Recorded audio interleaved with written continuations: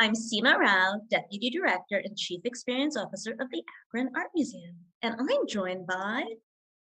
Hi, my name is Josie Love Roebuck. I am an interdisciplinary artist currently living in Cincinnati, Ohio. And thank you for having me. Love your name. I feel like your name of all the artists in the show, people have just the threeness of it. Josie, where are you from originally? I am from Chattanooga, Tennessee. I actually grew up on Lookout Mountain, Georgia, which is like nestled in Chattanooga, Tennessee, and the mountain split in two sections, Tennessee and Georgia. Grew up on a farm with my awesome family. Was it a working farm?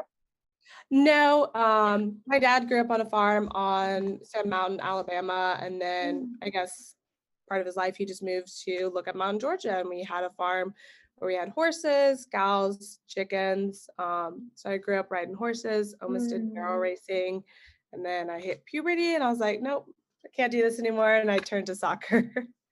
That's awesome. That's awesome. Chattanooga, Tennessee, it's a big arts community, right? It is becoming one. It hasn't always been, especially when I was growing up. It was wasn't the greatest place. There was not much to do, but it's becoming more of an art scene. A lot of people are coming there. There's an artist residency there now. I forgot what it's called, but it's trying to bring new people in and kind of be more creative, which is a good thing. That's awesome. That's awesome. For us in Ohio, I feel like we have some real hotbeds of arts communities, Cincinnati, right, Columbus, and Cleveland, but that's maybe because I'm in Ohio. And how do you feel like the arts community is in Cincinnati? I mean, I think it's great.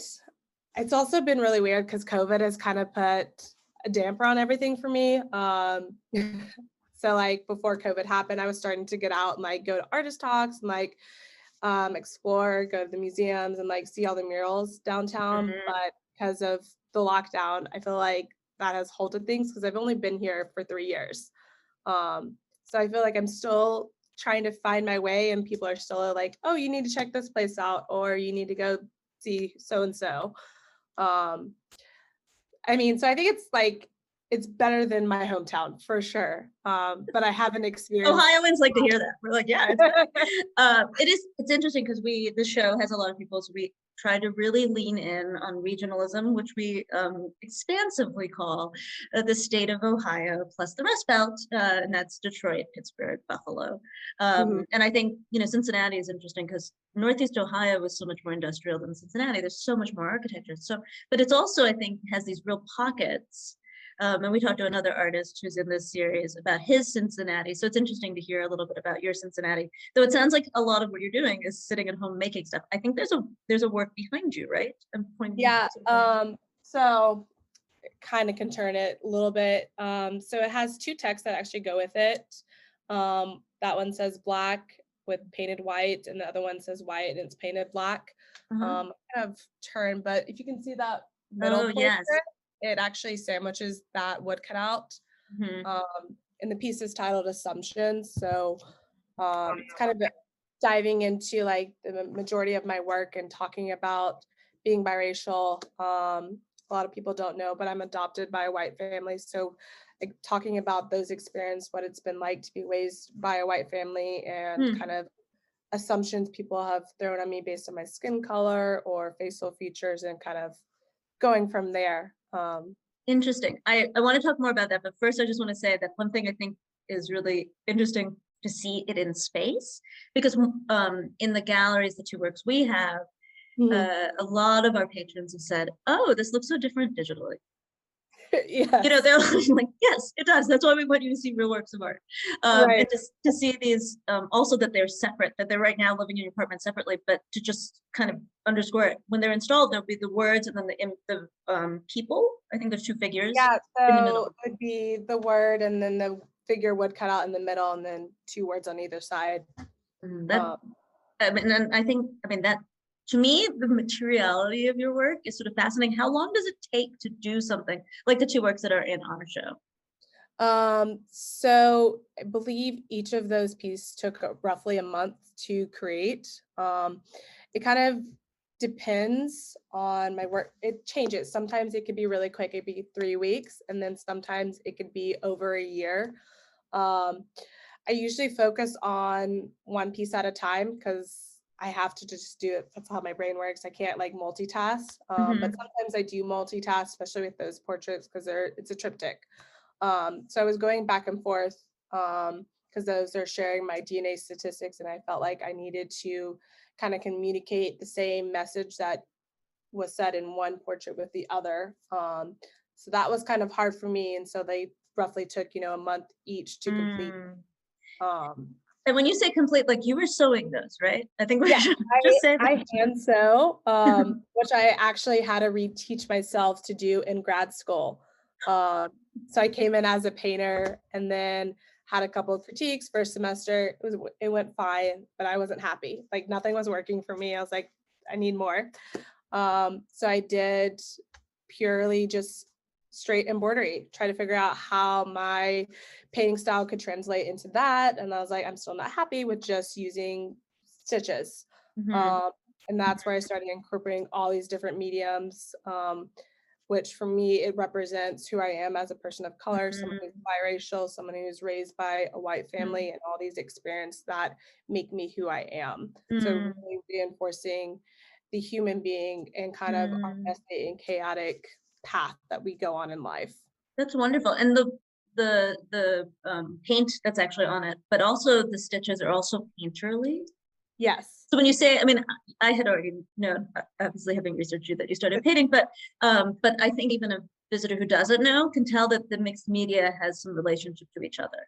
In some ways, the paint is more ordered in the work than the stitches. Yes. So usually the stitches is more spontaneous for me. I always, I start out with using vine charcoal. I draw the portraits out, then I go to paint, then I add the oil pastel, and then I stitch. So the stitching is always last. And it's kind of the last thing that needs to be placed, kind of where things needed to be kind of uplifted a little more, kind of shown brightly. It's also becomes the symbol for me of like opening and closing a wound. It's about healing my past, but also healing the future so I can become a better person or whatever experience that I have experienced or someone else has. They can heal through that process. I want to talk about this experience, but I want to point everyone to our Instagram account and which will link to your Instagram account because we have a process video and you're a voracious maker. And there's so many media. And so they can first look at the video that we have, but then also go to your Instagram, because I think looking at your media, we talked a little bit about it, and people hopefully have seen the works, but only watching you make it, can you really kind of understand this kind of complexity of it? But I'd like to sort of go back to where we started. You were talking about being multiracial, and I will say that, so I am the child of immigrants, and both of my parents are the same ethnicity, and so I was, raised as that with people who look like me, first of all, but I am raising people who are multi-ethnic. My children are multi-ethnic, and I don't know that as a child, I understood what it meant to be multi-ethnic at all. I don't think I had any conception of it. And honestly, I don't think I do now because it's a lived experience. And even these works have this wonderful way of kind of bringing into this contemporary dialogue about how people get there. And I don't want to say the name of the brand, but when you get your genetic tests, I don't want to, nobody's given us any sponsorship money, but people are starting to think about that, but they're not necessarily. If you get a genetic test and it says to me, I'm 30% X, I still live what I know. And so you live being, biracial, you live being adopted. So, are these works like what is a viewer who's trying to see it? What do you hope we're going to get? Is that too big a question? I don't know. It's not too big of a question.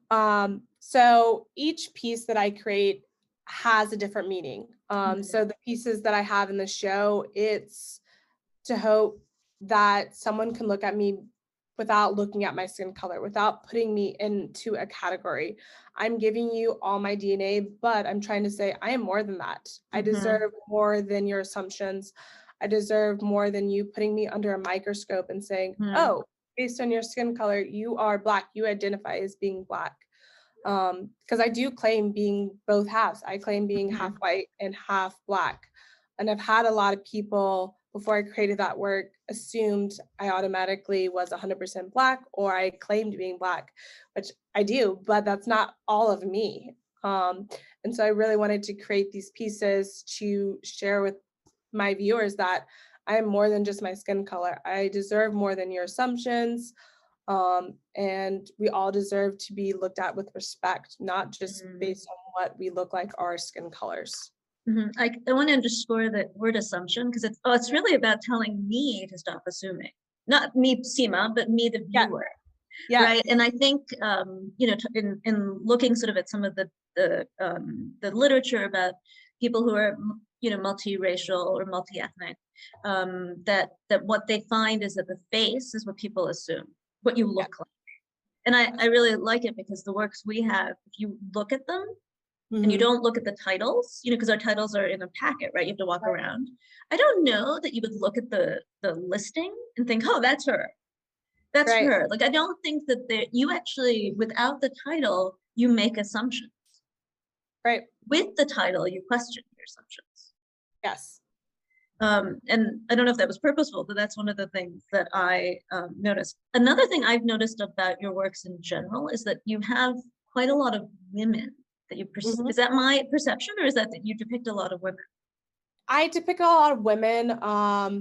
So like 3 years ago, my work was focusing on the emotional destruction that sexual assault could bring someone.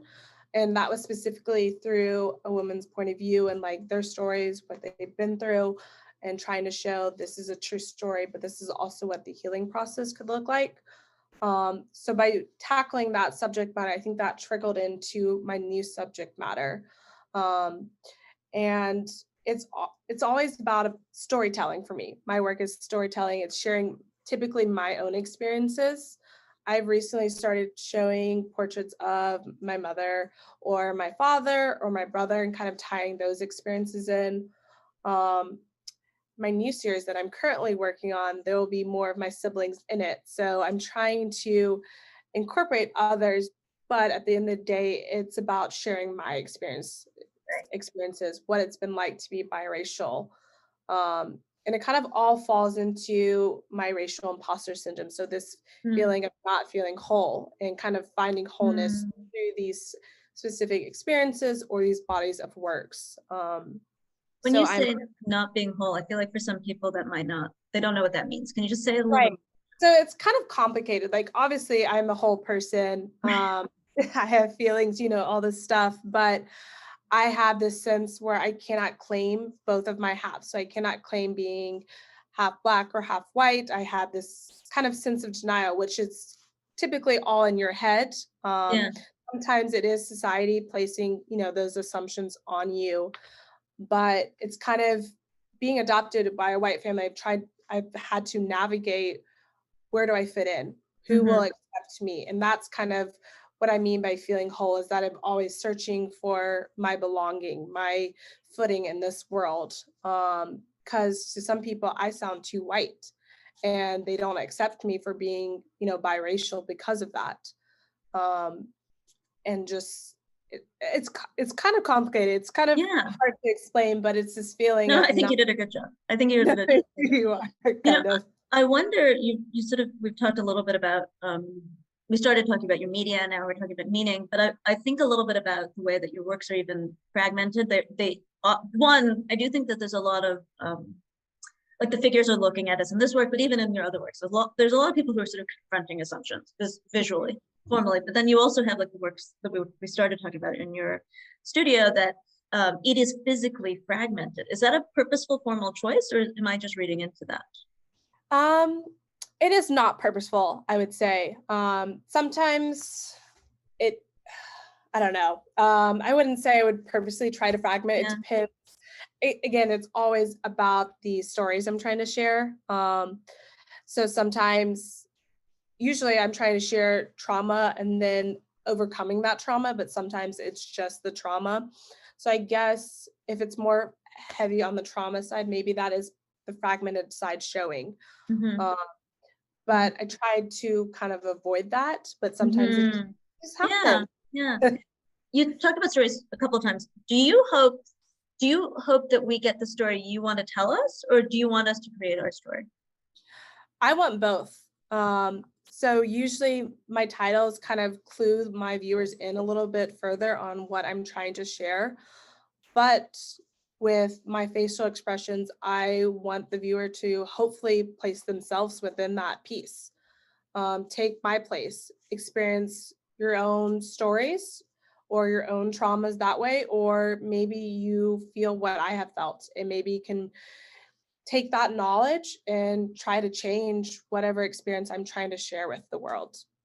I will say, I think it's incredibly successful in your figures, particularly that the face of the figures, particularly, that you feel a lot of empathy towards them.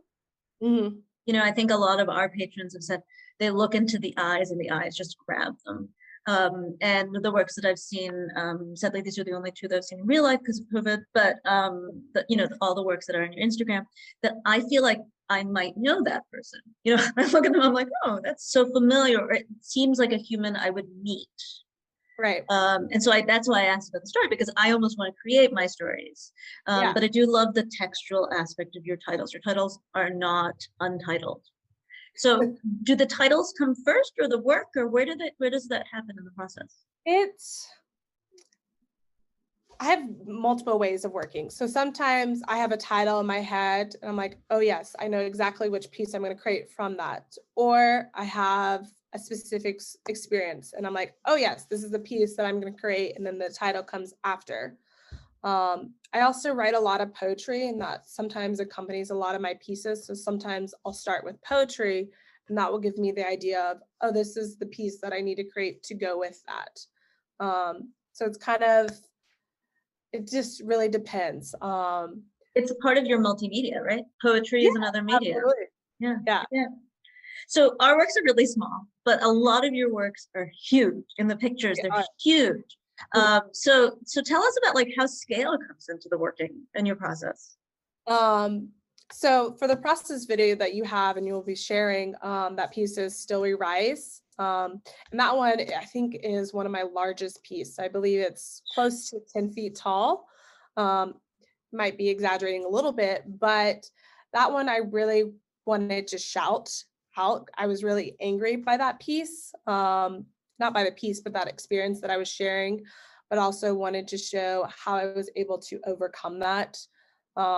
So you might not be able to see it in the process video, but I've screen printed some faces and they're my faces and they're screaming within the piece. And the story that I'm sharing with that piece is my grandmother, so my adopted mother's mother, and our relationship. We never had a really good one growing up. And at one point, she made me eat tuna fish out of the trash can and just felt like she didn't like me ever. So I was kind of trying to share that. She also did mention that another family could potentially take care of me. So fear of like bringing me into this home. I know she did love me, but it was hard to see, you know, and those experiences were always in my head as a kid. And there's another portrait in there. She has red hair. That's actually my birth mother. So it's touching on not only my grandmother and our kind of hard experiences that we had together, but also the abandonment I felt from my birth mother giving me up. I have 3 or more half siblings that she kept, and I was the only one given up for adoption. So just that pain of feeling of like, did you not want me? What was the reason? But the happy part of this story is that I've included my actual adopted mother. So her being able to rise above her grandmother and adopting me, loving me, and then me being able to rise above all these women and say, this is who I am. I accept who I am. I'm not abandoned. I am loved. That deserves monumental size, I would say. Yeah, you know, I think so it's really incredibly brave, all the things that I've obviously, having worked on the show, have looked at all your work and read all your titles, and you read things that people have written. So I think the story you just shared is a story, and many of the things that you work on, either if they're your story or the story that you're sharing about like your family or whatever, they're really hard things to do. Yeah. Like the thing you're telling me makes me like I have to be a professional grown up, and I can't cry on this interview, but they really tear at you. So as well, I guess I wonder, like, how do you handle all these things? You're making this really tough work. I would say my work has kind of saved me, honestly. If it wasn't for that, I don't think I would be as strong. Because like I said, the sewing for me is part of healing my past, part of healing what has been traumatic to me, but also growing from that experiences. Like sometimes I'm like really angry and like yelling at my pieces when I'm sewing it together or painting it. But once it's done, I have this overwhelming sense of joy. And I like get really giddy and I'm like, yes, it's done. Like this story is out of the way. So it's allowing myself to heal as well as creating it. So that's wonderful. That's a wonderful sort of place to sort of segue to the end. We'd like to end these conversations with asking all the artists, what's exciting for you next? Do you have something you want to share or pitch for us? Exciting for me next. I get to continue teach screen printing. I'm really excited about that. I haven't taught that for like over a year. How many students do you have? I have 16. So that's really exciting. That's that starts up next week. And I have 2 exciting show opportunities happening. One's on the DL at the moment, but it'll be happening in So people should look back at your website or your Instagram. Yes, absolutely. And then I will have my first solo show in New York with my gallery in May. So I'm really excited about that. And fingers crossed you can travel for it. Yes, hopefully. I don't know at the moment, but I really want to. So. I know. Fingers. It'll. I feel good vibes. So this has been a wonderful conversation. Thank you very much for being here. Thank you so much for having me. I appreciate it.